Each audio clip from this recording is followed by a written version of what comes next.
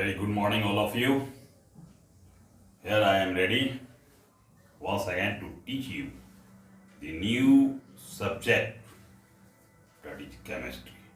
आज हम लोग 10वीं क्लास के लिए केमिस्ट्री की पहली चैप्टर स्टार्ट करेंगे। पहला चैप्टर का नाम है केमिकल रिएक्शन एंड इक्वेशन, रासायनिक प्रतिक्रिया और रासायनिक समीकरण। तो सबसे पहले केमिस्ट्री की परिभाषा से शुरुआत करते हैं। What is chemistry?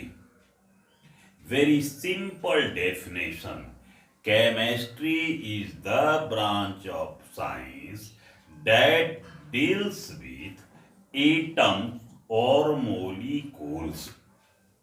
रसायन शास्त्र को समझने के लिए हमें एटम्स को समझना होता है, मोलिकुलस को समझना होता है, and the structure of substances, a structure of matter. Physics is the branch of science that deals with matter and radiations. Chemistry is that branch of science that deals with that structure of matter. And matter is made up atom और मोलिकुलस। घूर फिर के atom मोलिकुलस की संरचना के विषय में समझना। चैप्टर की शुरुआत, रासायनिक समीकरण कहते किसको? रासायनिक समीकरण, रासायनिक प्रतिक्रिया से आप क्या समझते हैं? एनसीईआरटी के किताब में कुछ एक्टिविटीज के माध्यम से रासायनिक समीकरण को समझाने की कोशिश किया गया। दूध को गर्मी के दिनों में छोड़ दीजिए, दूध क्या होगा? फट जाएगा। दूध फट जाएगा यानी उसकी जो रासायनिक कंपोनेंट्स हैं वह बदल कर दूसरे रूप में आ जाएगा। आयरन से बने सामान को आप ह्यूमिडिटी में, जल वाष्प के संपर्क में आने के बाद में क्या हो जाता है? उस पर रस्ट लग जाते हैं, जंग लग जाते हैं, भूरे परत एक बैठ जाती जिसको रस्ट कहा जाता है। वह प्रक्रिया क्या है? रासायनिक समीकरण का प्रतिक्रिया है।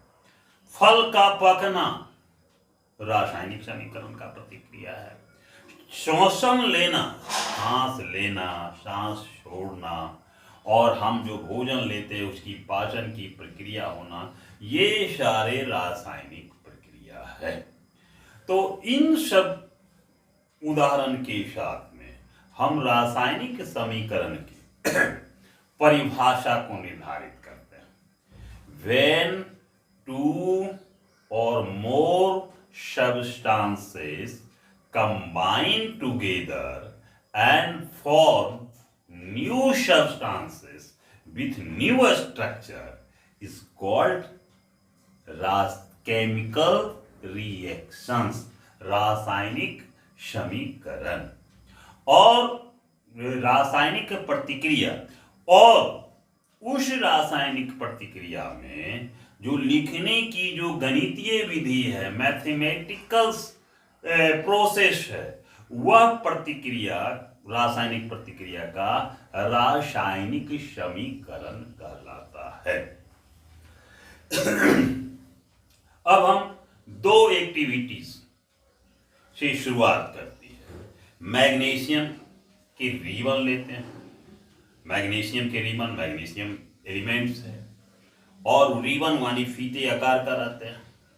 अब उसको लेने के बाद में हम जो है लेबोरेटरी में उपलब्ध रहता है, लैब में, लेकिन उसकी सैंपल मैग्नीशियम Mg होता है।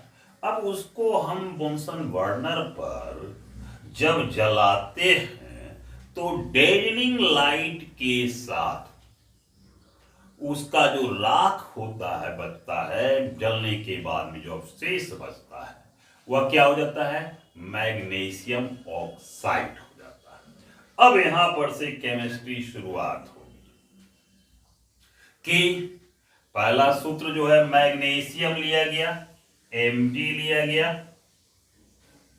और हवा की उपस्थिति जरूरी हुई जलाने के लिए, O2 लिया गया। अब मैग्नीशियम केमिकल रिएक्शंस लिखने में तो सबसे पहले वर्ड्स फॉर्मूला को लिख लीजिए। मैग्नीशियम, वर्ड्स लिखिए, मैग्नीशियम प्लस ऑक्सीजन। अब यहां पर से थोड़ा सा सीखना, मैग्नीशियम, वही वर्ड्स को हम सैंपल में उतार देते हैं, ऑक्सीजन को O2 लिखते हैं।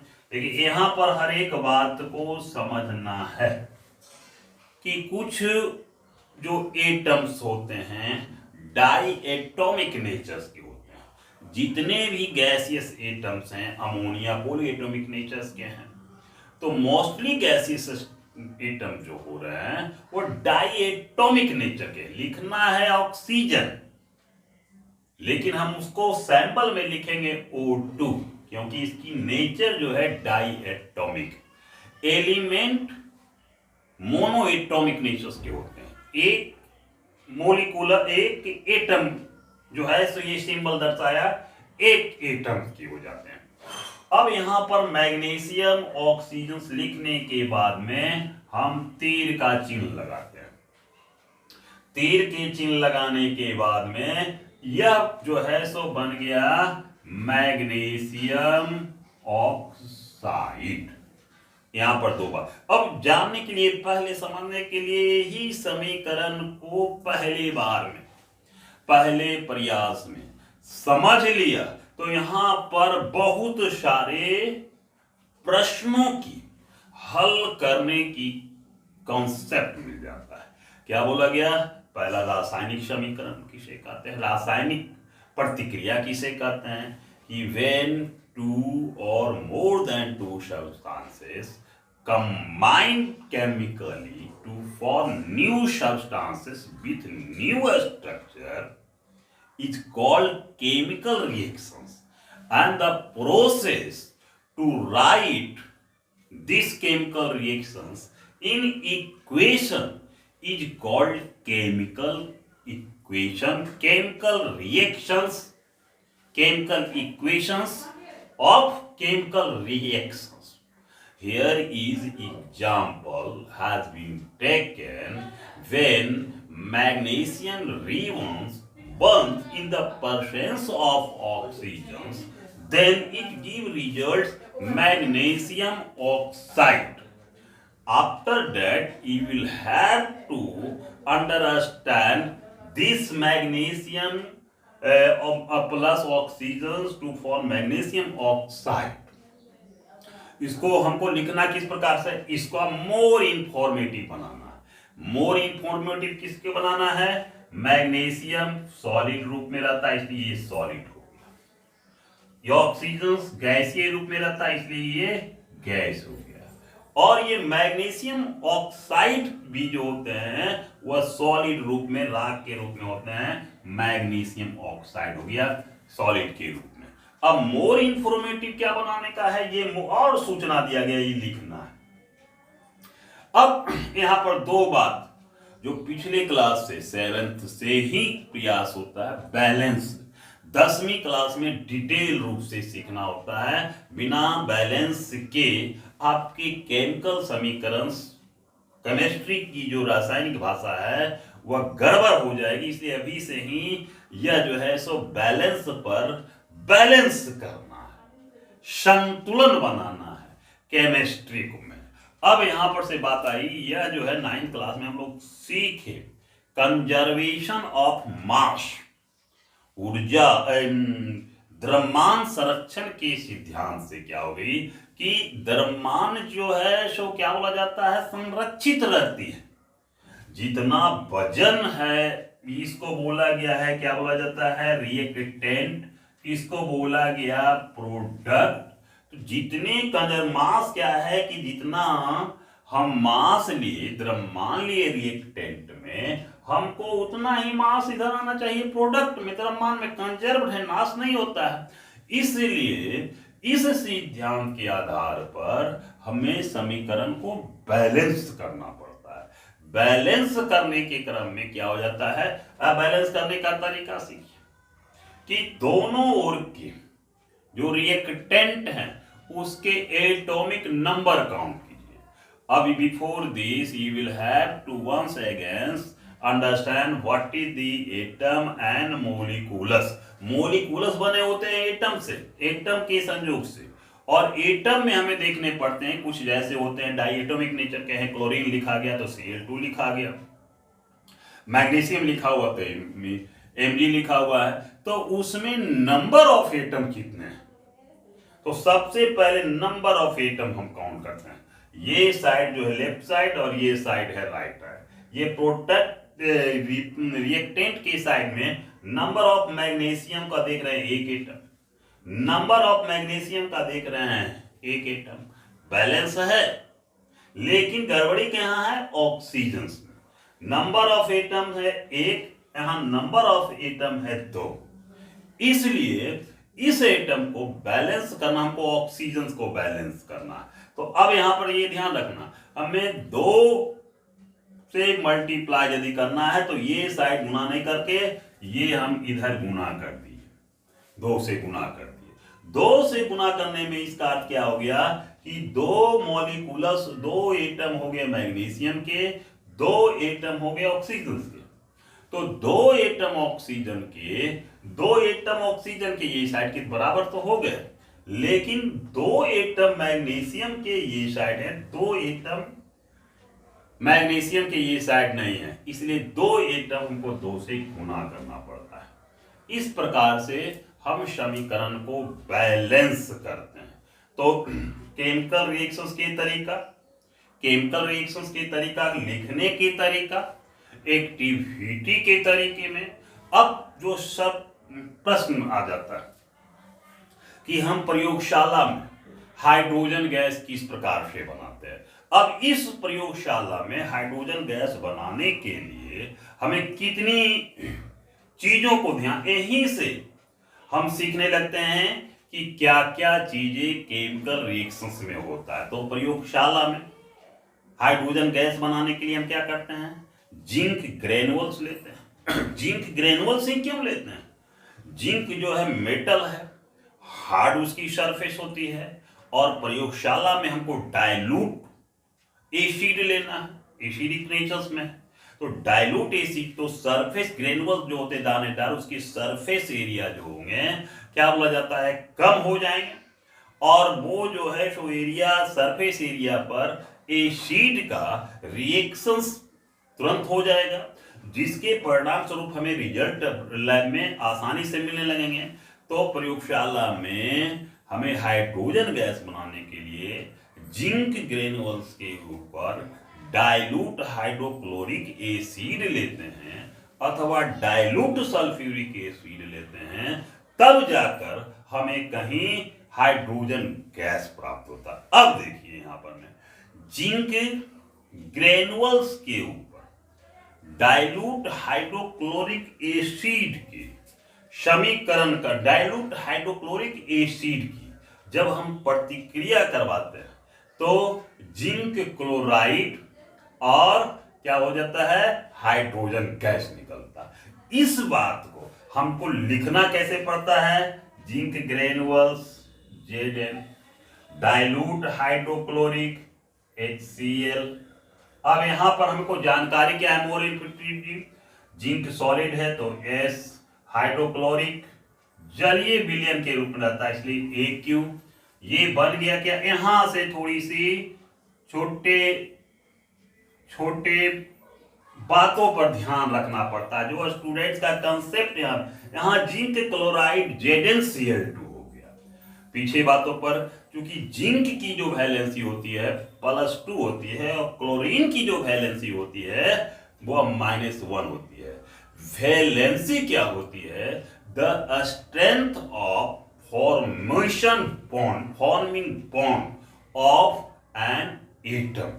एटम के जो ताकत होते हैं बांधने के, इलेक्ट्रॉन यदि जो लूज करते हैं तो क्या बोला जाता है, धन आवेश होते हैं, जो गेन करते हैं ऋण आवेश होते हैं। तो अब वो फोर्स आ जाता है, वो फोर्स इलेक्ट्रोस्टैटिक्स फोर्स के कारण वो बॉन्ड बनाते हैं, अर्थात डिटेल रूप से जो स्टूडेंट सीखे हुए हैं उन्हें आसानी होगी, जो नहीं सीखते हैं उन्हें मेरी सलाह है फिर से सीखिए, जितना जल्दी सीखिएगा, जितनी बातों को केमिस्ट्री में याद रहेगा उतनी रफ्तार पकड़िएगा। तो जिंक क्लोराइड हो गया। अब प्लस देखिए यहाँ H है, तो हमें हाइड्रोजन गैस जो होता है डाई एटॉमिक नेचर की होती है, तो जिंक क्लोराइड एक्वस के रूप में आ गया, AQ लिख दिया। हाइड्रोजन गैस है, इसका ये तीर का चिन्ह लिखा या G लिखा। तो प्रश्न ये अब आ जाता है, दो प्रश्न यहां से परीक्षा के लिए दी मोस्ट इंपॉर्टेंट बोर्ड में आया, बिहार बोर्ड में आया है, CBSE बोर्ड में आया है। प्रश्न क्या है कि मैग्नीशियम रिबन को जलाने के पहले हम उसको रब करते हैं, क्यों करते हैं?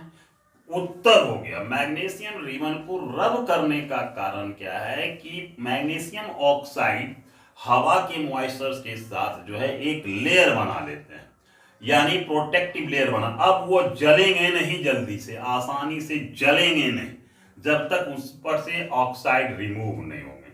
तो जलाने के पहले उसको हम रब कर लेते हैं ताकि और लेयर जो है ऑक्साइड का वह हट जाए।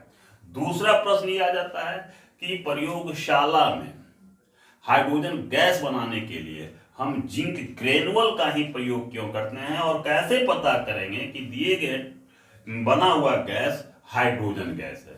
तो पता करने के लिए हमको करना पड़ता है कि हम जो है सो जैसे ही मैच स्टिक ले जाएंगे तो ये पॉप साउंड उत्पन्न करेगा। तो यहाँ पर ये बात को ध्यान में रखना है। और जिंक क्लोराइड की जगह डाइल्यूट ही लेते हैं, क्यों लेते हैं? ताकि प्रतिक्रिया अति तीव्र नहीं हो, मॉडरेट रहे और लैब में कन्विंस हो, सुविधाजनक हो स्टडी करने में। इस कारण डाइल्यूट हाइड्रोक्लोरिक एसिड का प्रयोग होता है। ठीक उसी बात को समझाने के लिए जिंक ग्रेनुअल के ऊपर ZNS है प्लस H2SO4 है, सल्फ्यूरिक एसिड है, ये प्रतिक्रिया किया। अब देखो zinc sulphate plus hydrogen gas, ये दो चीजें प्राप्त हो गई। अब इस प्रतिक्रिया में, इस समीकरण में हमें जाकर चार बातों को ध्यान में रखना पड़ जाता है। क्या देखो जी, पहली बात तो इवोल्यूशन ऑफ गैस हो गया। दूसरी बात क्या बोला जाता है, किसी भी समीकरण का स्टेट चेंज हो गया। तीसरी बात क्या बोला जाता है, स्टेट चेंज होने के कारण में टेम्परेचर चेंज हो गया, नेचर चेंज हो गया। इन सारी बातों को जो है केमिकल रिएक्शंस में हमें ध्यान देना है, एक एक करके पढ़ना है, समझना है। तो हम होमवर्क जो देंगे वो समीकरण को बैलेंस करना है, समीकरण को लिखना है, समीकरण को समझना है और किस प्रकार से आगे की हमें रणनीति बनाना है, इसके लिए तैयार होना है। आज के लिए इतना ही। धन्यवाद। जय हिंद, जय भारत।